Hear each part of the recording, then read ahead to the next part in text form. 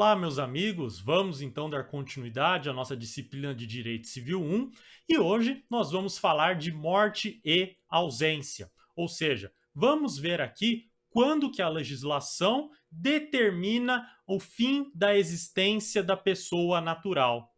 E que parece, no primeiro momento, que é uma questão um tanto quanto simples. Afinal, define-se aí com a morte, com o encerramento da vida dessa pessoa. Mas nem sempre é simples assim. Temos situações que merecem aí uma atenção maior. Vamos começar então estudando aí o artigo 6º do Código Civil. Olha aí na sua tela.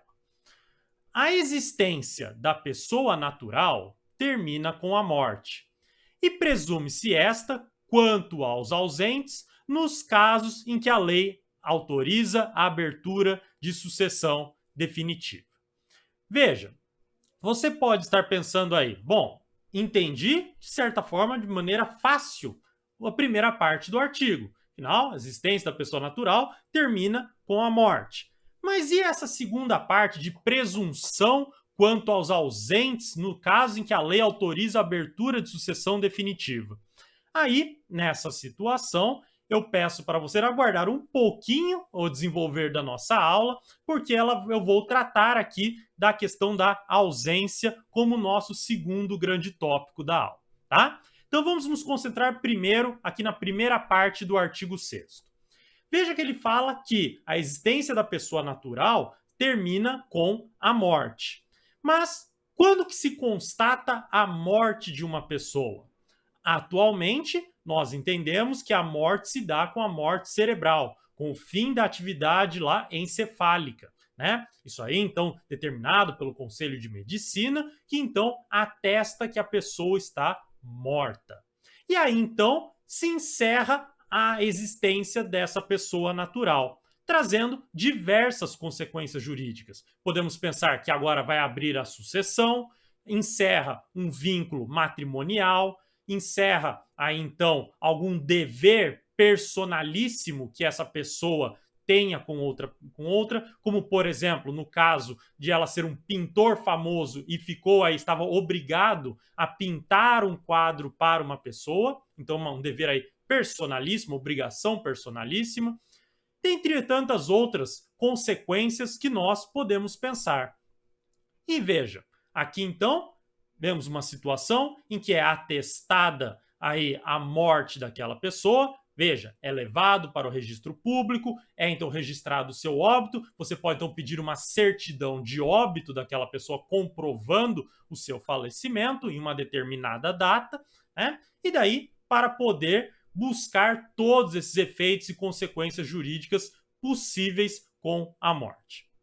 Agora, nós temos outra situação que é a tal da morte presumida. E o que é a morte presumida? Ela está lá no artigo 7º. Olha aí na sua tela. Artigo 7º diz o seguinte: pode ser declarada a morte presumida sem decretação de ausência. 1. Se for extremamente provável a morte de quem estava em perigo de vida. E 2. Se alguém desaparecido em campanha ou feito prisioneiro não for encontrado até 2 anos após o término da guerra, tá? Depois vemos aí a questão do parágrafo único. Então, inciso primeiro, se for extremamente provável a morte de quem estava em perigo de vida. Veja, uma situação em que ocorre um acidente gravíssimo, numa situação que, com o acidente, não encontra o corpo daquela pessoa, mas é muito provável que tenha havido o seu falecimento. Então, digamos, houve um acidente e houve uma grande explosão. Não encontrou o corpo daquela pessoa e se sabia que ela estava naquele local. Veja, presume-se a morte dela. Um naufrágio que não encontra o corpo da pessoa posteriormente. Enfim, nessas situações, presume-se que a pessoa morreu e se dá então o procedimento aí próprio para fazer o registro desse óbito, para depois então ter todos os outros efeitos jurídicos decorrentes dessa situação. Tá bom? Então, presume-se que a pessoa morreu, dada a circunstância que é muito provável que ela tenha falecido. E a segunda hipótese, que é aquela hipótese que a gente está falando de uma guerra declarada, né? Que a pessoa estava em campanha, ou seja, estava em exercício, estava lá então lutando, combatendo, ou até mesmo foi feita prisioneira.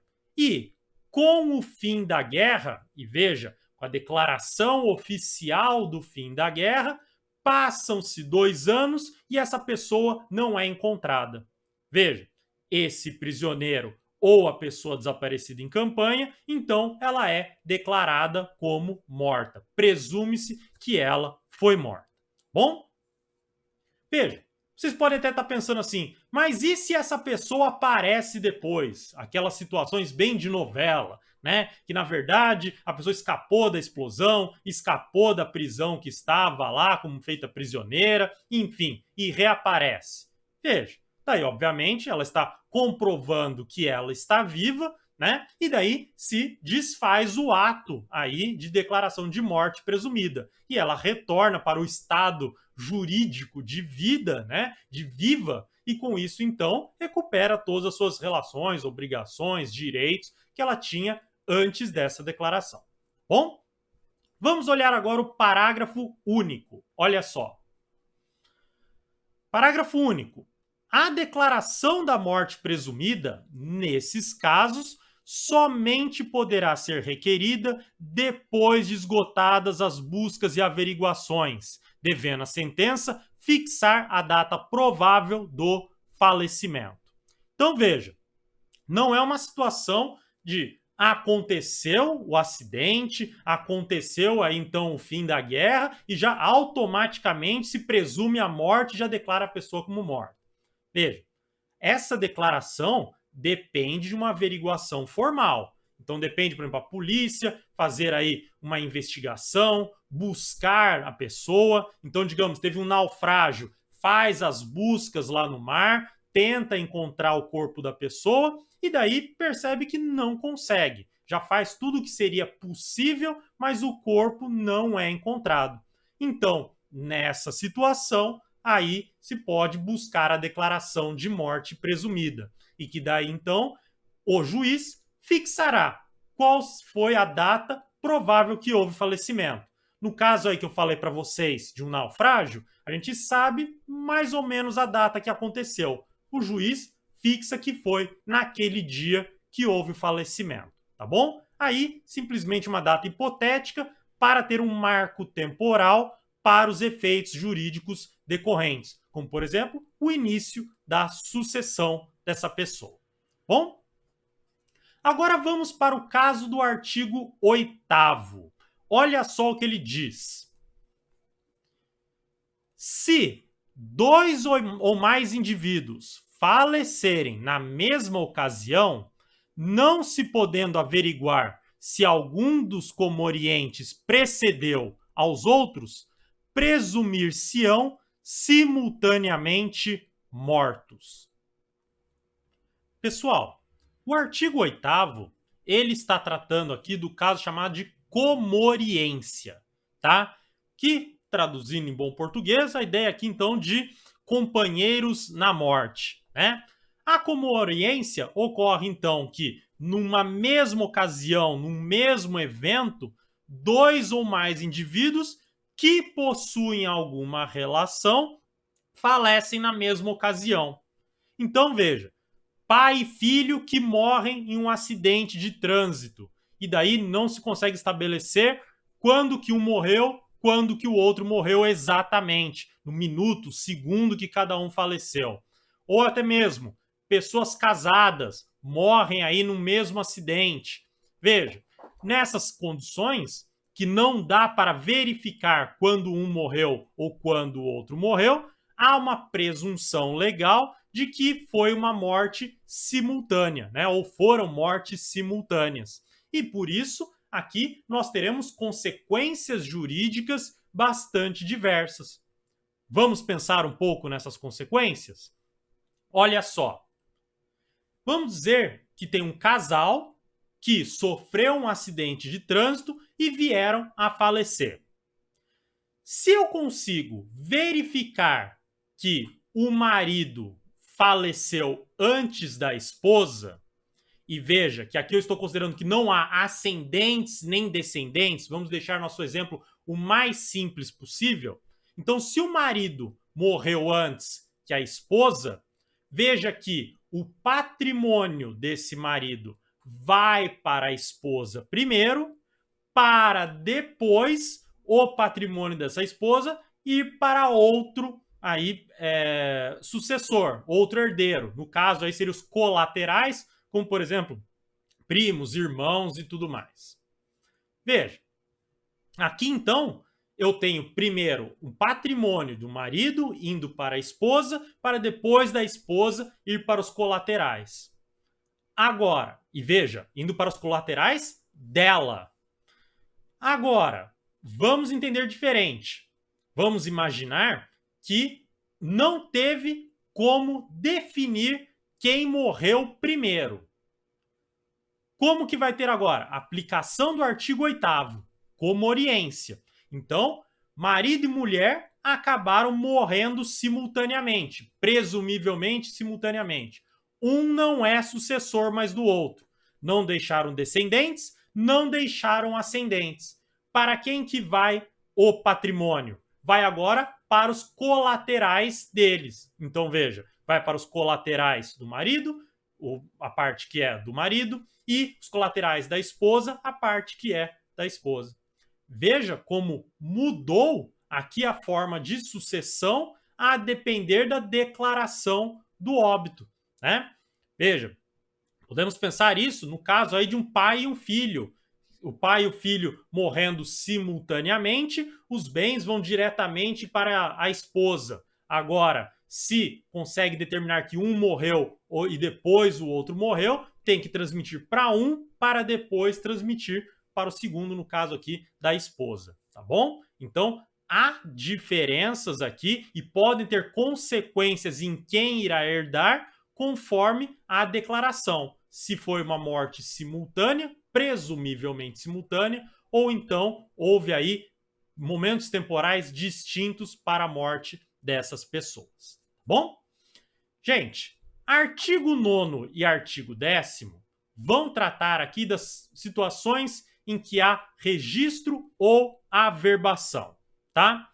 Olha aqui na sua tela, né? Falando então que serão registrados em registro público várias aqui hipóteses. E haverá averbação nessas duas hipóteses. Gente, são situações simples, tá? Uma mera leitura aqui já consegue fazer vocês compreenderem. Só precisa entender o seguinte: o que é registro e o que é averbação.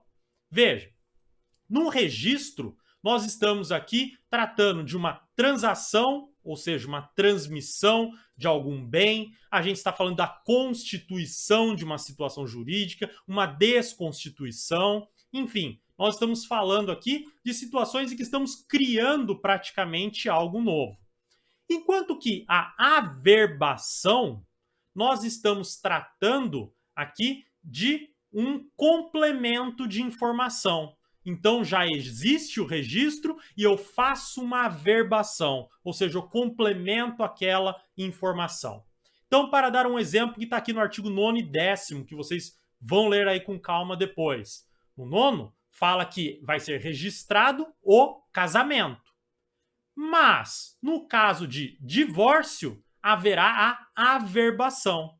Então, veja, na matrícula própria é feito o registro do casamento, tanto que depois você pode pedir a certidão de casamento. E daí, havendo divórcio, haverá a averbação, estará então colocado lá no registro de casamento que aquelas pessoas se divorciaram em tal data. Tá bom? Muito bem. Tratado isso, pessoal, não vamos falar agora exatamente dos direitos da personalidade que viriam em seguida no Código Civil, mas vamos falar da ausência que se inicia no artigo 22. E do que se trata a ausência?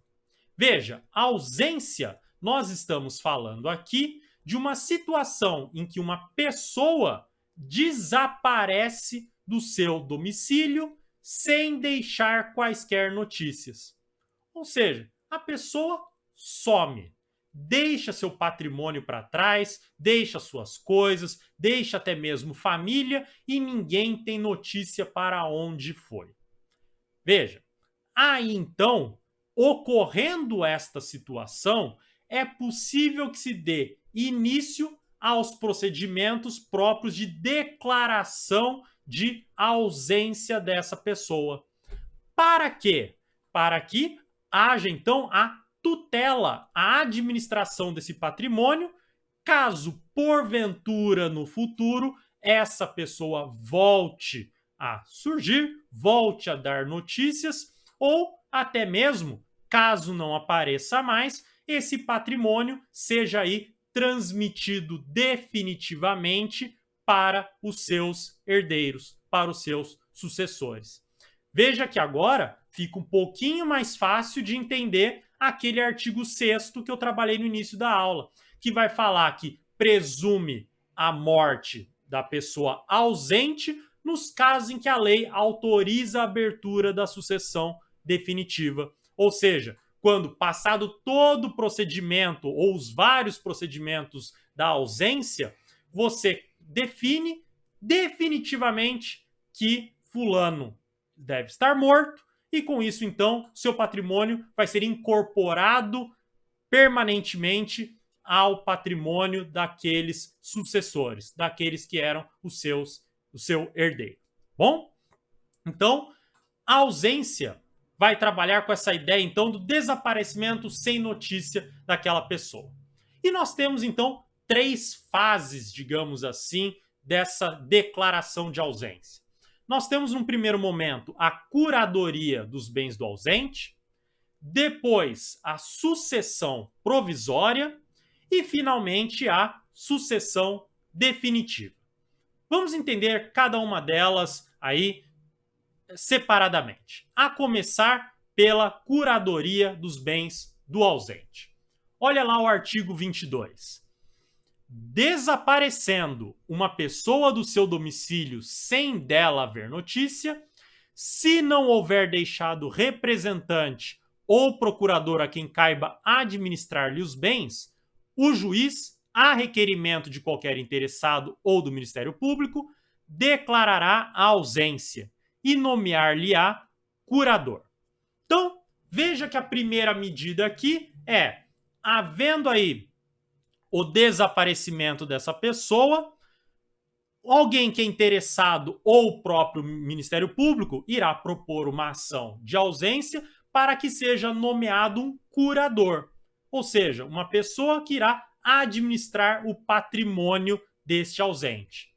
E veja que esse primeiro curador que nós estamos falando, aqui dessa primeira curadoria, veja que é uma curadoria que diz respeito ao patrimônio aí de bens materiais desse ausente, né? Não estamos falando aqui ainda daquela curatela, no caso que a pessoa, por exemplo, era responsável por alguma pessoa com deficiência, aí numa situação excepcional, ou até mesmo no caso de um pródigo, um viciado em tóxico, um ébrio habitual, e assim vai, tá? Teremos essa também previsão que já vamos ver. Mas, em primeiro lugar, estamos falando dessa curadoria dos bens materiais, do patrimônio em si. Bom? Veja, vamos olhar agora, então, o artigo 23. Olha só. Também se declarará ausência e se nomeará curador quando o ausente deixar mandatário que não queira ou não possa exercer ou continuar o mandato, ou se os seus poderes forem insuficientes. Olha só, vamos olhar aqui com cuidado. Veja que no artigo 22 que eu tinha lido para vocês, ele falava da hipótese de deixar representante ou procurador a quem caiba administrar os bens. Veja, se a pessoa desapareceu, não deixou notícia, mas deixou algum representante ou procurador, veja que aí não se declara a sua ausência. Alguém, então, irá estar administrando, né? Estará administrando esses bens dessa pessoa. Agora, o que pode acontecer? Além da possibilidade de não ter deixado um representante ou um procurador, pode ser que esse representante aqui, né, esse mandatário, ele não quiser ou não possa exercer ou continuar esse mandato. Ou seja, o próprio representante diz: eu não quero ser aí procurador, não quero ser responsável mais por esses bens, né? Ou até mesmo alguma situação, por vezes até pessoal dele, ele não pode mais exercer essa representação, então ele não pode continuar exercendo esse cargo, esse munus dele.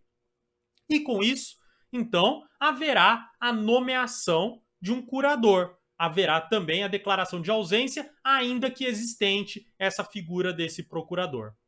E o artigo, veja, ele termina com uma outra hipótese, que é o caso, veja, dos poderes do procurador aí serem insuficientes.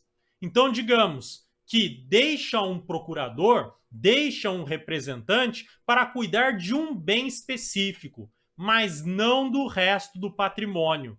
Numa situação dessa, os poderes são insuficientes. Logo, precisa nomear um curador para cuidar então aí do resto do patrimônio. Bom? Agora a questão de curadores, aqui levando a ideia, né, já envolvendo a ideia da curatela que nós falamos do caso lá dos incapazes. Olha só aí na sua tela. Artigo 24. O juiz que nomear o curador fixar-lhe-á os poderes e obrigações, conforme as circunstâncias, observando no que for aplicável o disposto a respeito dos tutores e curadores. Então veja, por vezes aí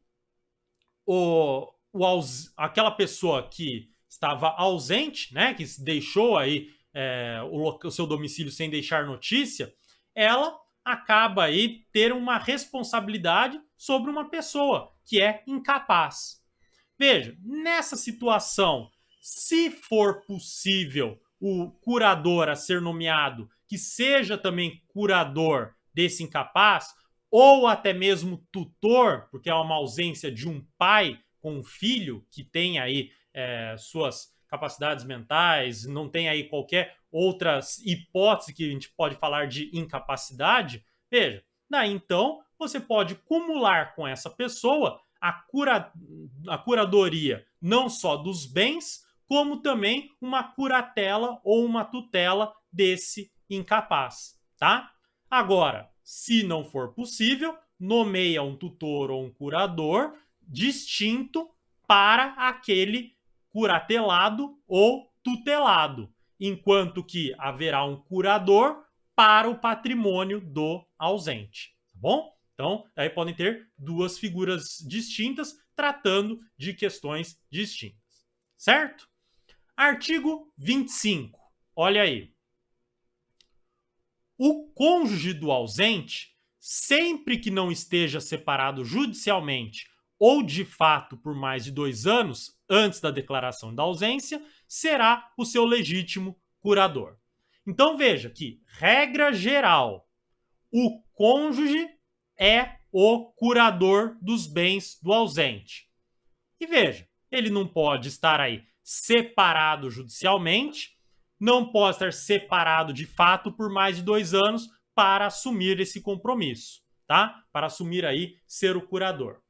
Só para explicar para vocês, veja que a separação judicial, apesar de muito polêmica para muitos autores atualmente, que inclusive admitem que não existe mais a separação judicial no nosso ordenamento, é certo que a lei manteve a previsão da separação judicial, inclusive no Código de Processo Civil de 2015, e o STJ já se manifestou favoravelmente à sua existência. Então, ao que me parece, virou aí então tese vencida a ideia de inexistência de separação judicial, que ela ainda continua existindo como uma opção para os cônjuges que querem dissolver o matrimônio. E como é que funciona, bem brevemente, a separação judicial? As pessoas, então, se separam, deixam de ter deveres matrimoniais para com as outras, e daí, então, passado um prazo determinado pela lei, elas podem converter essa separação em divórcio, que daí acaba todo e qualquer vínculo entre essas pessoas. Ou então, converter novamente a separação em casamento, né? Voltando elas terem o status de casadas. Como se fosse um período para elas repensarem se querem de fato encerrar o vínculo ou não. O divórcio, por sua vez, acaba completamente com o vínculo e só se casando novamente, dando início ao procedimento de casamento outra vez, para os divorciados se casarem. Agora, nós temos também o caso da separação de fato, que é aquelas pessoas que não têm mais contato uma com as outras, né, por um período de tempo já bastante extenso. E aqui, veja que no artigo 25 há referência a essa possibilidade também. Quando houver separação de fato por mais de 2 anos, também o cônjuge não pode ser o legítimo curador dos bens do ausente. Tá bom? Então, o cônjuge não pode estar aí separado judicialmente ou de fato por mais de 2 anos para ser o legítimo curador. Mas agora, vamos dizer que está nessa situação da separação judicial ou até mesmo o ausente não é casado. E aí, quem que vai ser o curador? Os parágrafos do artigo 25 nos dão a resposta. Olha aí na sua tela. Parágrafo 1º. Em falta do cônjuge, a curadoria dos bens do ausente incumbe aos pais ou aos descendentes, nesta ordem, não havendo impedimento que os iniba de exercer o cargo. Então veja, faltou o cônjuge, então os pais agora que serão os curadores. Não tem mais os pais, então serão os descendentes. E aqui, por que pode ter um impedimento que os iniba de exercer o cargo? Veja, pode haver aqui, por exemplo, uma situação em que há uma deserdação de um desses descendentes, desses pais, ou seja, que o próprio ausente havia deixado alguma declaração, algum termo, dizendo que aquela pessoa não pode ser aí a sua sucessora. Por vontade, aí, questão voluntária que vocês vão aprender aí em direito das sucessões. Ou até mesmo em situações previstas legalmente, em que há, por exemplo, a prática de um crime contra aquele que seria o de cujos, né, aquele que seria o autor da herança, como no caso uma tentativa de homicídio, né, uma tentativa então aí de acabar com a vida dessa pessoa que impede ela de participar da sucessão, tá bom? Então nessas hipóteses, obviamente, há um impedimento para que essa pessoa aí que cometeu o crime ou então foi afastada e foi deserdada, né, ela então faça a curadoria desses bens. Muito bem. Daí, se são vários descendentes, parágrafo 2º, entre os descendentes, os mais próximos precedem os mais remotos. E, finalmente, parágrafo 3º, na falta das pessoas mencionadas, compete ao juiz a escolha do curador. Ok? Com isso, então, entendemos aí a curadoria dos bens do ausente. Agora, essa curadoria, ela é eterna? Fica permanentemente assim? Não. Aí nós temos a segunda fase, digamos aí, possível dentro da ausência, caso a pessoa não apareça. Que aqui é a possibilidade de dar início à sucessão provisória. E o que seria essa ideia da sucessão provisória? É transmitir provisoriamente para os sucessores, para os herdeiros, o patrimônio desse ausente. Então, é aquela situação em que parece que aquela pessoa não vai mais voltar. E então, já começa a distribuir entre os herdeiros o patrimônio para que eles possam usufruir deles, ainda que numa situação provisória, ainda que retornando aquele ausente tenha que devolver tudo para ele. Bom? Então, nós temos as regras nos artigos 26 a 36 do Código Civil. Vamos dar uma olhada nessas regrinhas. Olha só. 26. Decorrido 1 ano da arrecadação dos bens do ausente, ou se ele deixou o representante ou procurador em se passando 3 anos, poderão os interessados requerer que se declare a ausência e se abra provisoriamente a sucessão. Olha só, vamos destrinchar esse artigo 26. Então, primeira hipótese, decorreu 1 ano da arrecadação dos bens do ausente, ou seja, já teve aqui 1 ano de curadoria dos bens dele e ele não apareceu nesse 1 ano. Então, pode-se iniciar a sucessão provisória. Segunda hipótese, se ele deixou o representante ou procurador em se passando 3 anos. Veja, essa hipótese do artigo 26 só faz sentido se a gente fizer a leitura com o artigo 23. Por quê? Se ele deixou procurador, se ele deixou algum representante, ele não vai ser aí declarado ausente. Ele vai, então, ter uma pessoa tutelando esses bens. Agora, tem que ter que esse representante ou esse procurador aí não queira exercer o cargo, não possa continuar, ou seus poderes são insuficientes.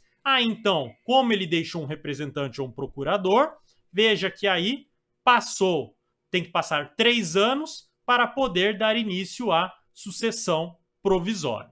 Bom? Agora, veja que também podemos pensar numa outra situação que envolve essa questão dos 3 anos.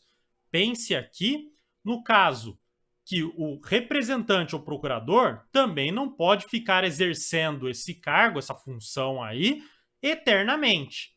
Então, ele mesmo podendo aí continuar realizando as atividades, ele mesmo aí tendo poderes suficientes e tudo mais, veja que, passado 3 anos, há também essa autorização para o início da sucessão provisória, tá bom? Então, podemos pensar aqui na aplicação desses 3 anos, no caso de nomeação de representante ou procurador, mas que ele não pôde aceitar o cargo, aí não quis, ou até mesmo ele tinha poderes insuficientes, como também pensar que ele está exercendo esse cargo, né, exercendo aí essa procuração, essa representação, e ele, então, após 3 anos, é que ele vai atuar. Que ele vai, melhor dizendo, que ele vai, então, permitir aí a sucessão provisória, que se vai permitir essa sucessão provisória. E quem são esses tais interessados em requerer aí a declaração da ausência e a abertura provisória da sucessão? Aí nós vamos para o artigo 27. Para o efeito previsto no artigo anterior, somente se consideram interessados: 1. O cônjuge não separado judicialmente; 2. Os herdeiros presumidos legítimos ou testamentários; 3. Os que tiverem sobre os bens do ausente direito dependente de sua morte; e 4. Os credores de obrigações vencidas e não pagas. Olha só, gente. Aqui temos que pensar em algumas coisas, tá? Primeiro, inclusive fazendo referência lá ao artigo 25, que eu deixei propositadamente para falar deles agora junto. Veja que o 25, quando eu falei da curadoria dos bens do ausente, eu falei que caberia ao cônjuge em primeiro lugar para ser seu legítimo curador, e agora, para pedir a sucessão provisória, a lei fala aí como interessado o cônjuge não separado judicialmente. Mas nós sabemos que existe a figura também do companheiro ou da companheira, ou seja, aquele que está em uma união estável. A lei não faz referência a essas figuras, mas se entende numa leitura aqui, de uma interpretação extensiva, que o companheiro estaria então aqui como um interessado, ou até mesmo como um legítimo curador lá no artigo 25, tá bom? Então, quando vocês fizerem a leitura aí do cônjuge não separado judicialmente, entenda também aquele que é companheiro, aquele que então mantém união estável com aquela pessoa. No segundo inciso, que falava de herdeiros presumidos legítimos ou testamentários. Entenda os legítimos, aqueles então que vão receber a legítima, ou seja, aqueles que são sucessores conforme a lei, que a lei diz quem são herdeiros, e testamentários, aqueles que são advindos de testamento, tá? E, finalmente, veja inciso terceiro e quarto, que falava os que tiverem sobre os bens do ausente direito dependente de sua morte. Veja, poderia haver lá um negócio jurídico em que coloca como condição a morte da pessoa. Então, quando eu morrer, você receberá tal bem do meu patrimônio. Pronto, você tem uma condicional ali no negócio jurídico.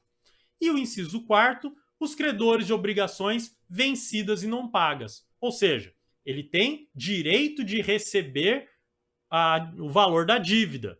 E daí, então, com a provável morte dessa pessoa, ele tem interesse em que se abra a sucessão e ele receba o que seria dele de direito de crédito. Bom, vamos para o artigo 28 agora. Olha o 28. A sentença que determinar a abertura da sucessão provisória só produzirá efeito 180 dias depois de publicada pela imprensa.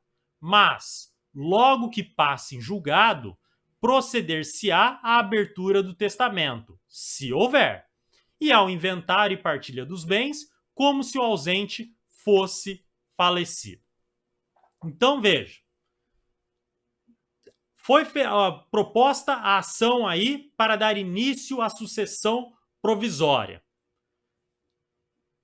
Teve todo o trâmite processual e aí então a sentença aí deferiu o pedido, né? Julgou procedente autorizando a abertura da sucessão provisória.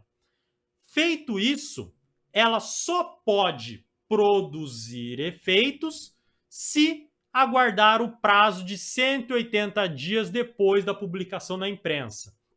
Que imprensa? Diário Oficial, né? Na imprensa oficial, lá que são publicados os atos aí próprios do Tribunal de Justiça. Daí, assim que houver o trânsito em julgado dessa decisão, ou seja, a decisão não couber mais nenhum recurso, proceder-se-á a abertura do testamento, se ele existir, ou não, e ao inventário e partilha dos bens, como se o ausente fosse falecido. Então veja, você vai ter um processo que vai autorizar a abertura da sucessão provisória, então um processo próprio para aceitar então a situação da ausência e que é possível haver sucessão provisória. Aguarda-se 180 dias para essa sentença poder produzir os seus efeitos, e daí, transitado em julgado, ou seja, não tendo mais nenhum recurso possível dessa decisão, aí então é possível abrir uma nova ação. Agora, uma ação de abertura do testamento e de inventário.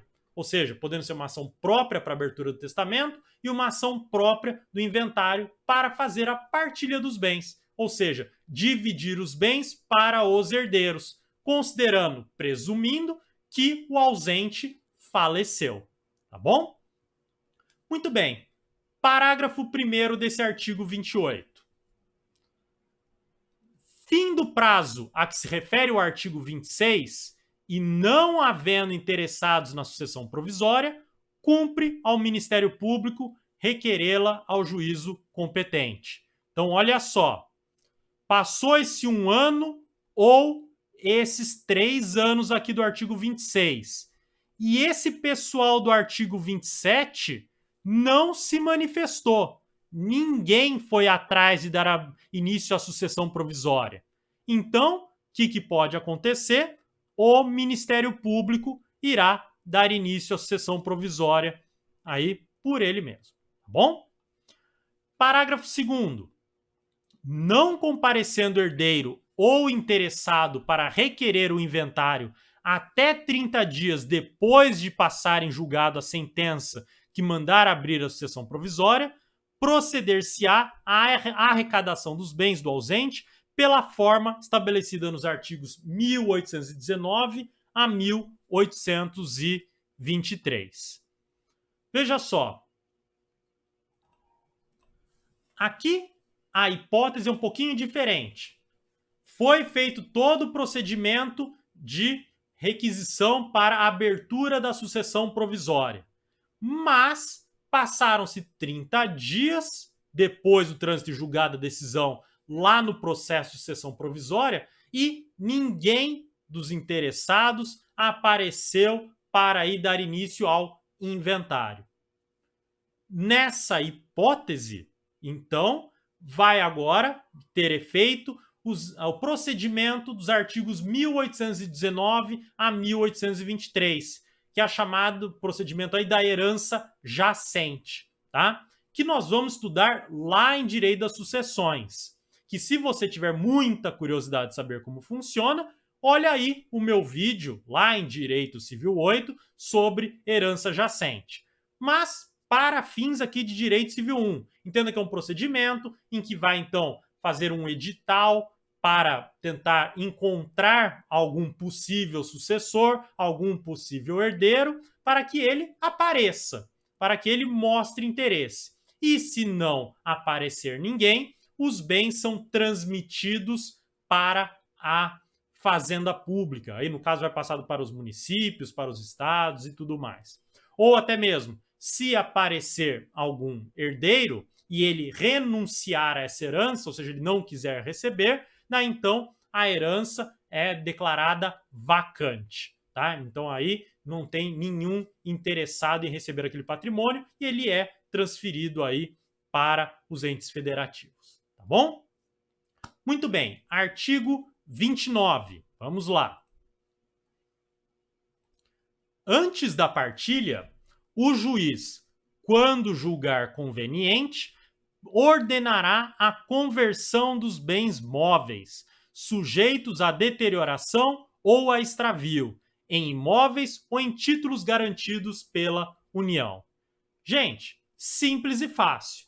Veja só, você tem um veículo, um carro. Com o passar dos anos, ele vai se deteriorando, ele vai perdendo valor de mercado. Ou até mesmo o local onde está depositado esse veículo, onde ele está guardado, é perigoso. Ele pode ser extraviado, pode ser aí objeto de um furto e tudo mais. Então, o que pode aí o juiz ordenar? Ele pode ordenar que esses bens móveis eles sejam aí convertidos em imóveis, porque bens imóveis dificilmente perderão aí valor, né? Você tem uma segurança maior, porque você tem a circunscrição do solo e tudo mais, do local que você tem esse bem, ou até mesmo títulos garantidos pela União, né? Você tem aí então títulos próprios oferecidos pelo Tesouro Nacional e tudo mais, e que serão aí então valores que estarão à disposição ao invés daquele bem imóvel anterior que poderia se deteriorar ou extraviar. Bom? Artigo 30. Os herdeiros, para se emitirem na posse dos bens do ausente, darão garantias da restituição deles, mediante penhores ou hipotecas equivalentes aos quinhões respectivos. Olha só, a regra do artigo 30 vai dizer que se eu quero participar dessa sucessão provisória, se eu quero então já poder usufruir desse patrimônio do ausente, então eu tenho que dar alguma coisa em garantia equivalente a eles para poder me utilizar. Então, se eu já quero ficar com, por exemplo, veículo, se eu já quero usufruir desse imóvel, eu tenho que dar alguma coisa em garantia para poder usufruir. Então, veja, digamos que eu já quero aí poder administrar, poder realizar minhas relações jurídicas e tudo mais, sociais, num imóvel deixado pelo ausente. O que eu vou fazer? Eu vou pegar um imóvel que eu já tenho, de valor equivalente, e vou hipotecar esse imóvel. Ou seja, deixar aí um direito real de garantia para garantir que, caso seja necessário, caso por algum motivo eu não consiga devolver para o ausente que retornou esse imóvel, então agora eu tenho um outro bem que será entregue no lugar para esse ausente que agora se fez presente. Tá bom? Então, é aquilo lá. Quero ficar numa casa que é desse ausente. Então, eu faço uma hipoteca sobre uma outra casa que já é do meu patrimônio. Pronto, fica lá garantido. Se essa casa deixar de existir, for vendida, acontecer alguma coisa com essa casa de alguma maneira, veja, aí então esse ausente, se ele retornar a tempo, se fizer presente, ele vai poder executar aquela garantia dada no meu outro imóvel, para ele ter então alguma forma de restituir do seu patrimônio. Bom, agora olha a hipótese do parágrafo 1º. Aquele que tiver direito à posse provisória, mas não puder prestar a garantia exigida neste artigo, será excluído, mantendo-se os bens que lhe deviam caber sob a administração do curador ou de outro herdeiro designado pelo juiz e que preste essa garantia. Então veja, se ele não pode prestar a garantia e tiver outro herdeiro ou aí um curador, aí então essas pessoas ficarão aí administrando esse bem. Se não tiver um outro herdeiro que possa prestar a garantia, fica sob a administração do curador. Se tiver esse herdeiro, ele presta uma garantia própria e ele fica administrando esse bem. Bom? Parágrafo 2º. Os ascendentes, os descendentes e o cônjuge, uma vez provada a sua qualidade de herdeiros, poderão, independentemente de garantia, entrar na posse dos bens do ausente. Então veja que aqueles que estão aí como herdeiros, que são até os herdeiros da legítima, herdeiros necessários, né, ascendentes, descendentes e o cônjuge, lembrando aqui, estenda a regra para o companheiro, tá? Aquele da união estável também. Se ele for herdeiro, se ele não tiver sido deserdado, tiver algum impedimento aí para ser herdeiro, então ele pode tomar posse desses bens sem dar a garantia prevista lá no caput do artigo. Bom? Artigo 31. Os imóveis do ausente só se poderão alienar não sendo por desapropriação ou hipotecar quando o ordene o juiz para lhes evitar a ruína. Então, olha só. Para vender, por exemplo, para transmitir para alguém o imóvel daquele ausente, né? Eu só posso fazer isso ou até mesmo hipotecar esse bem se o juiz assim ordenar, se assim ele autorizar, e com uma finalidade específica para evitar a sua ruína. Então veja, tem um imóvel lá do ausente que não está na posse de ninguém, só está na administração lá do curador. Só que você percebe que ele está em ruínas, está sendo destruído em razão do tempo, né? Em razão aí de ninguém fazer uma manutenção naquele imóvel. Veja, aí então você pode pedir autorização para o juiz para fazer a alienação desse bem, por exemplo, a venda desse bem, para que então o valor equivalente seja depositado e guardado para ficar então na disposição do ausente quando ele retornar ou se ele retornar. Ou até mesmo colocar uma hipoteca, colocar aí uma garantia nesse imóvel para alguma dívida, se o juiz assim permitir.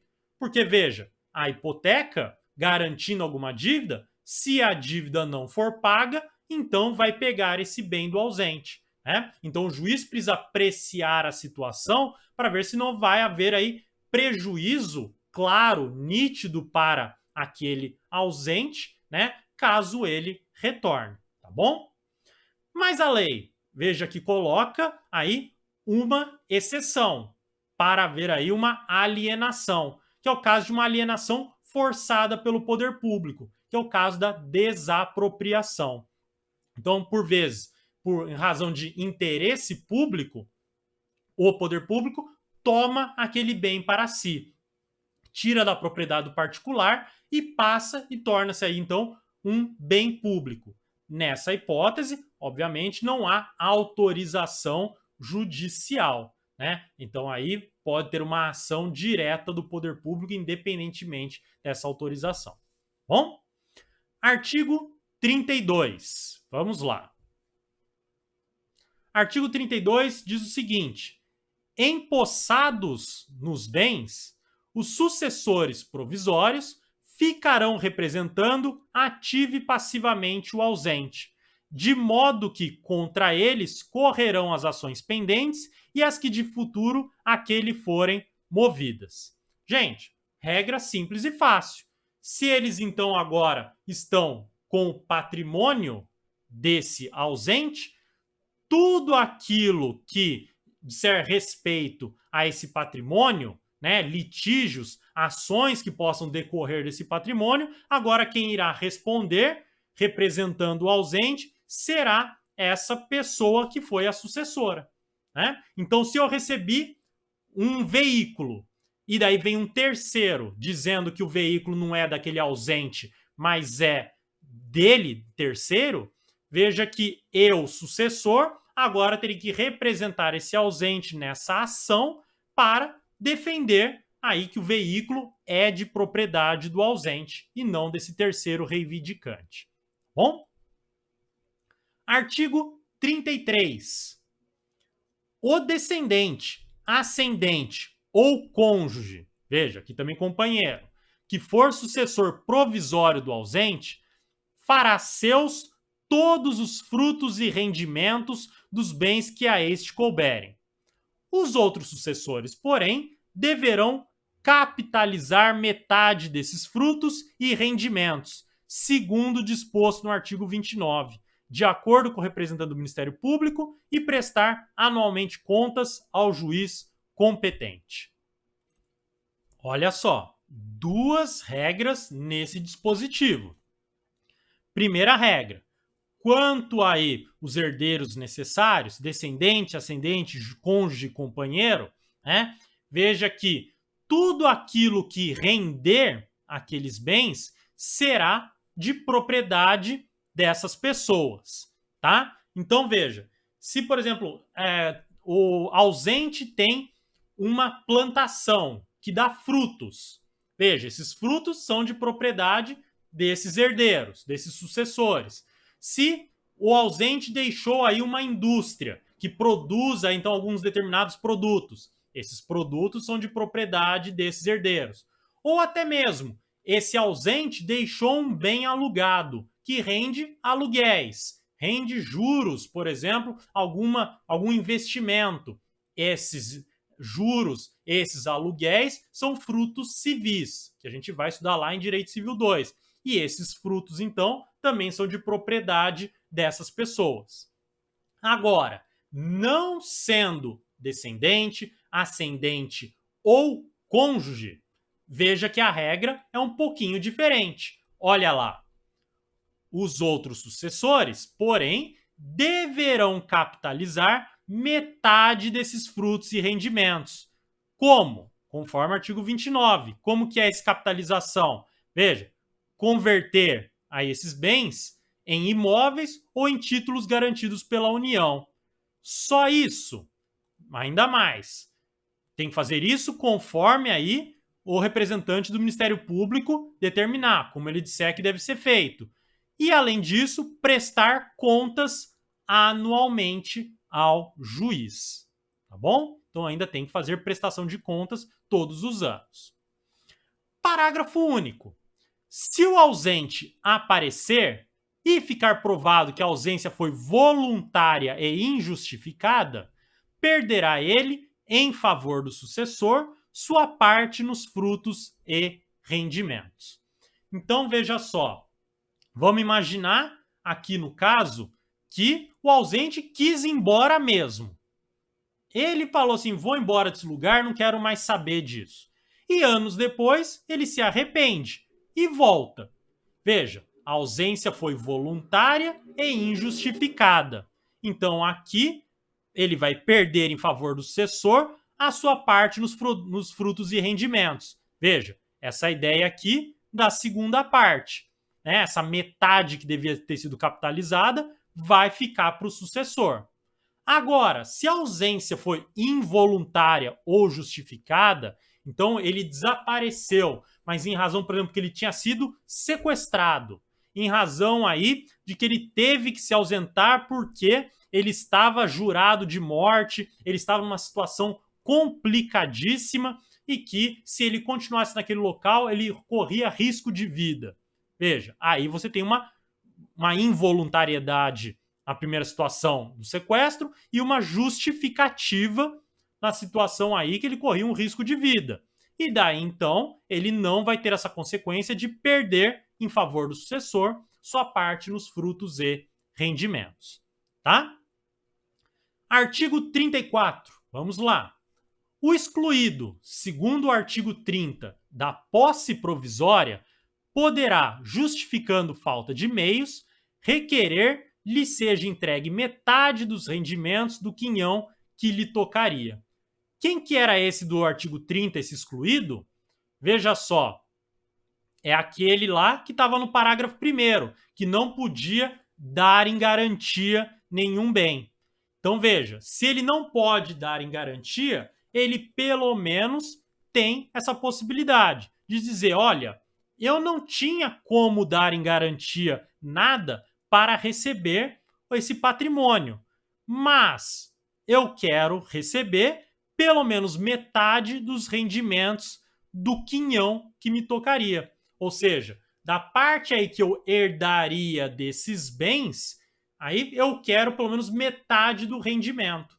Então, se ele receberia lá aquele imóvel alugado, metade do valor do aluguel ele pelo menos vai ter aí recebendo, mas não vai poder usufruir, não vai poder utilizar aí os poderes de administração, né, ou inerentes à propriedade, que seriam possíveis caso ele pudesse dar a garantia. Né? Então ele não vai ter aí esse domínio sobre o bem, mas ele vai poder receber metade dos rendimentos. Bom? Artigo 35.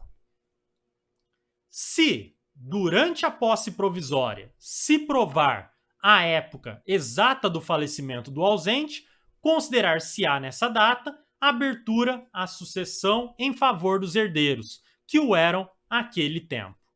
Gente, simples e fácil. Descobriu que o ausente está morto e descobriu a data em que ele morreu, veja, aqui então começamos a falar de direito das sucessões. Com a morte, abre a sucessão e transmite o patrimônio para os herdeiros. E aqui, então, vai se fazer uma verificação, uma apreciação do momento em que o patrimônio foi transmitido para esses herdeiros para dar início, de fato, aí ao inventário e à sucessão desses bens e à partilha dos bens entre os sucessores. Bom? E o artigo 36, para encerrar sucessão provisória. Veja que ele fala: se o ausente aparecer ou se lhe provar a existência, depois estabelecida a posse provisória, cessarão para logo as vantagens dos sucessores nela emitidos, ficando, todavia, obrigados a tomar as medidas assecuratórias precisas até a entrega dos bens a seu dono. Então aqui é aquela situação da novela mexicana, né? Que a gente só vê lá em situações aí praticamente de novela mesmo, né? Que é o caso da pessoa que reaparece. Reapareceu, então agora acaba essa posse provisória, todo o patrimônio volta para aquele ausente que agora é presente. E deve haver aí todo o cuidado, né? Todo aí, então, o zelo com esse patrimônio até a entrega para esse dono, para esse agora presente. Bom, muito bem. Com isso, então, veja, terminamos o procedimento da sucessão provisória. Mas e se a pessoa não apareceu mesmo assim? Veja que aí é possível falar em sucessão definitiva. E o que é a sucessão definitiva? Presume-se que a pessoa está morta. Lembra lá do começo da nossa aula, o artigo 6º. A gente vai ter aí a situação de presunção de morte com a declaração de ausência e o início da sucessão definitiva. Então fala, olha, passamos pela curadoria, passamos pela sucessão provisória, não apareceu em todo esse período, então agora a gente começa a sucessão definitiva, porque a gente considera que essa pessoa está definitivamente morta, tá? E quando que isso acontece? Artigos 37 a 39. Olha aí na sua tela. 10 anos depois de passada em julgado a sentença que concede a abertura da sucessão provisória, poderão os interessados requerer a sucessão definitiva e o levantamento das calções prestadas. Então veja, passaram 10 anos depois da sentença que concedeu a abertura da sucessão provisória. Não apareceu nesses 10 anos, então você pede para o juiz a sucessão definitiva para que esse patrimônio seja incorporado permanentemente ao seu patrimônio de sucessor, tá? E mais, se você deu alguma garantia, um penhor, uma hipoteca, é levantado. Veja que ele fala de levantamento das calções prestadas. Bom? E temos uma segunda hipótese também de sucessão definitiva, no artigo 38. Olha só, pode-se requerer a sucessão definitiva também provando-se que o ausente conta 80 anos de idade e que de 5 datam as últimas notícias dele. Pessoal, você pode falar assim, mas 80 anos? Muitas pessoas estão passando dos 80 anos atualmente, vivem muito mais do que isso. Pessoal, considera que esse código é de 2002, entrando em vigência em 2003, mas que ele foi elaborado lá por volta dos anos 80. Então, a expectativa de vida àquela época era de 80 anos. 80 anos era o máximo, aí, mais ou menos, que a pessoa conseguiria viver. Poucos eram os casos que ultrapassavam os 80 anos. Diferente de agora. Como não tivemos nenhuma alteração legislativa, estamos com o paradigma de 80 anos. Bom? E veja, segundo requisito, que além de ter 80 anos, faz 5 anos que não se ouve falar daquela pessoa. Então, há uma presunção de que ela morreu e, por isso, há a possibilidade de requerer a sucessão definitiva. Tá bom? Artigo 39. Último artigo aí para encerrarmos, então, essa questão da ausência. Regressando o ausente nos 10 anos seguintes à abertura da sucessão definitiva, ou algum de seus descendentes ou ascendentes, aquele ou estes haverão só os bens existentes no estado em que se acharem, os subrogados em seu lugar, ou o preço que os herdeiros e demais interessados houverem recebido pelos bens alienados depois daquele tempo. Olha só então. Pediu a abertura da sucessão definitiva, tá? Veja que, olha só, passou os 10 anos aqui da provisória e fez o requerimento da definitiva. Ou então, a gente tem aqui essa situação aqui, 10 anos, nos 10 anos seguintes, depois da segunda hipótese da pessoa com 80 anos e que de 5 não deu notícia, ela reaparece. Ou até mesmo, ao invés de ela reaparecer, aparece algum descendente ou ascendente, né? Ascendente aqui numa situação mais complicada nessa segunda hipótese, mas possível nessa primeira. Aparecem essas pessoas. e elas vão querer o patrimônio, vai querer a parte delas aí que seria da sucessão. No caso dos descendentes ou ascendentes, ou do ausente, o bem, o patrimônio dele todo de volta. Veja, como estamos falando já de sucessão definitiva, aqui a gente já não pode mais falar de devolver exatamente os bens que estavam naquela época que foram abandonados. Então veja, ele vai receber aquilo que ainda existir e no estado em que se achar, os bens subrogados em seu lugar e o que são bens subrogados.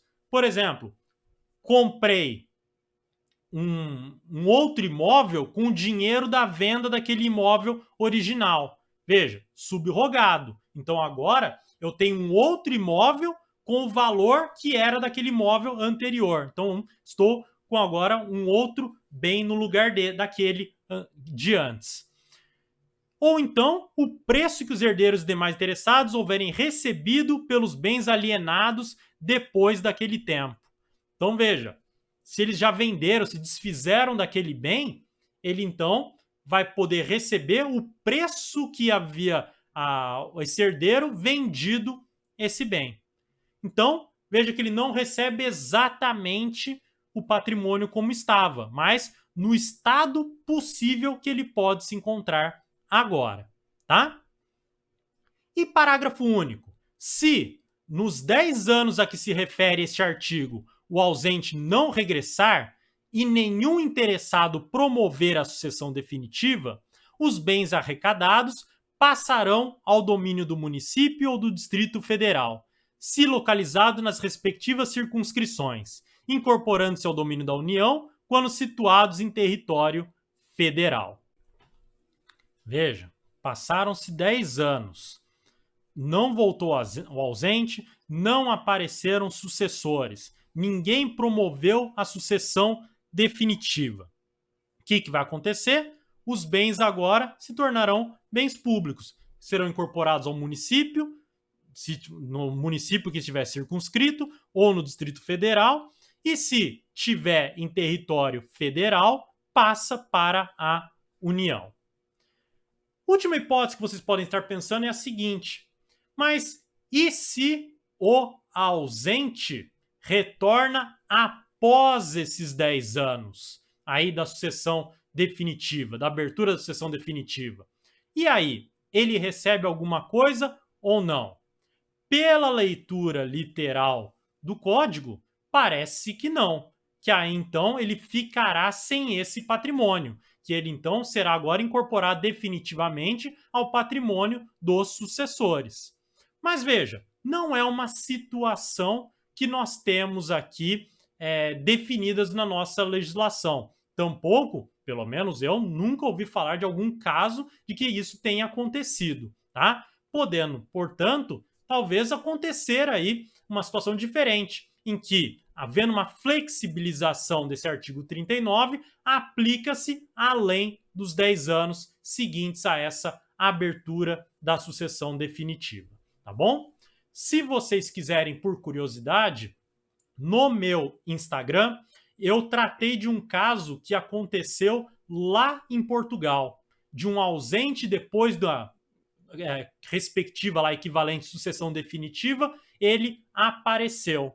E daí, então, ele ficou sem o patrimônio e declarado como morto. Uma situação muito curiosa, muito interessante, tá? Confiram lá depois no meu Instagram para ver aí como que funcionou, o que aconteceu lá em Portugal, certo? E é isso aí, pessoal. É isso que eu tinha para falar com vocês na aula de hoje. E na próxima aula, damos continuidade à matéria, mas agora falando de direitos da personalidade, certo? Muito obrigado e até a próxima.